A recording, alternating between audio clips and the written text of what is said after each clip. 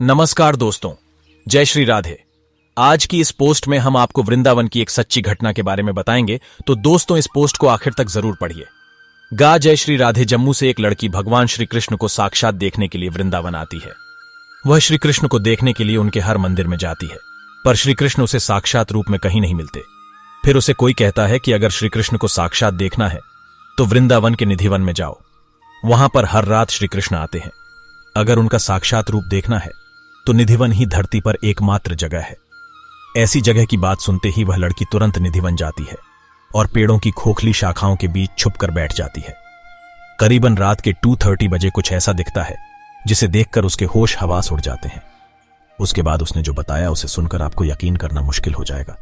आखिर उस लड़की ने रात के 2:30 बजे ऐसा क्या देखा? उसके बाद उसके साथ क्या हुआ? क्या वह जिंदा बच पाई या वह पागल हो गई? तो दोस्तों, ये सच्ची घटना को सुनने के बाद आपके होश उड़ जाएंगे। जम्मू के कटरा में एक छोटी सी बच्ची अपनी मां के साथ रोजाना भगवान श्री कृष्ण के मंदिर में जाया करती थी। उसकी मां रोजाना भगवान का श्रृंगार करती और पूजा पाठ करती थी।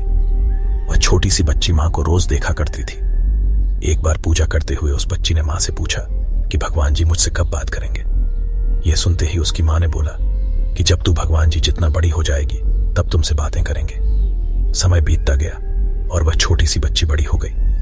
फिर उसने अपनी मां से पूछा कि भगवान जी की जितना मैं बड़ी हो गई हूं, क्या भगवान जी मुझसे बात करेंगे। यह सुनते ही उसकी मां ने यह सब टालने के लिए कहा कि भगवान जी ऐसे ही नहीं मिलते, उसके लिए तुम्हें कठिन साधना करनी होगी। पानी में गले तक खड़े होकर भगवान का नाम जपना पड़ेगा। उसने यह सब किया, परंतु उसे इन सब का कुछ फल नहीं मिला। उसे ज्ञान नहीं बल्कि श्री कृष्ण के साक्षात दर्शन चाहिए थे। फिर बाद में उसे पता चला कि भगवान श्री कृष्ण तो वृंदावन में मिलते हैं, वहीं रहते हैं।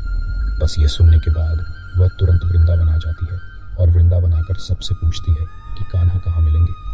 सबने उससे कहा कि कान्हा तो बांके बिहारी मंदिर में मिलेंगे।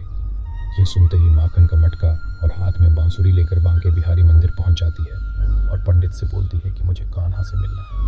वह पंडित कहता है कि लो कर लो अपने कान्हा के दर्शन। ये कहते हुए पंडित उस लड़की को बांके बिहारी जी के दर्शन करवा देते हैं, परंतु वह लड़की बोलती है ये तो मूर्ति है, मुझे तो असली कान्हा से मिलना है। पंडित जी उसे बोलते हैं कि तुम्हें हर जगह सिर्फ मूर्ति देखने को मिलेगी, असली कान्हा तुम्हें कहीं नहीं मिलेंगे। यह सुनते ही वह बहुत मायूस और उदास हो जाती है।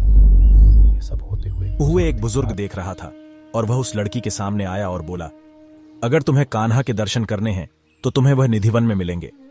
आज भी वह रात के वक्त निधिवन में आते हैं और गोपियों के संग रास रचाते हैं। यह सुनते ही वह निधिवन जाती है और शाम के वक्त चोरी छुपे निधिवन के पेड़ों की खोखली शाखाओं के बीच छुपकर बैठ जाती है। करीबन रात के 2:30 बजे उसे ऐसा दिखता है जिसे देखकर वह अपनी आंखों पर यकीन नहीं कर पाती है। वह देखती है कि अचानक निधिवन के सारे पेड़ गोपियां बन जाती हैं और वहां स्वयं श्री कृष्ण आते हैं और रास रचाते हैं। यह देखकर वह बोलने लगती है कि कान्हा मुझे छोड़कर मत जाओ। फिर श्री कृष्ण उसे कहते हैं, मैं तो हमेशा से ही तुम्हारे साथ था, मैं कभी तुमसे अलग हुआ ही नहीं, मैं हमेशा से ही तुम्हारे दिल में मौजूद था। यह सुनते ही वो लड़की बोलती है कि कहाँ हो, मेरे दिल में मुझे अभी दिखाओ। उसके बाद श्री कृष्ण जी ने उसे अपना वह रूप दिखाया जहाँ वह कण कण में वास करते हैं। यह सब देखते ही वह लड़की बेहोश होकर जमीन पर गिर जाती है। जब उसकी आंखें खुलती हैं तब उसे कण कण में भगवान दिखने लगते हैं, चाहे वह दीवार हो या फिर जमीन पर चल रही चिड़िया या फिर जानवर और पेड़ पौधे, उसे कण कण में भगवान दिखने लगते हैं। दोस्तों, आपको जानकर आश्चर्य होगा कि वह लड़की बाद में श्री कृष्ण से विधिवत शादी भी करती है।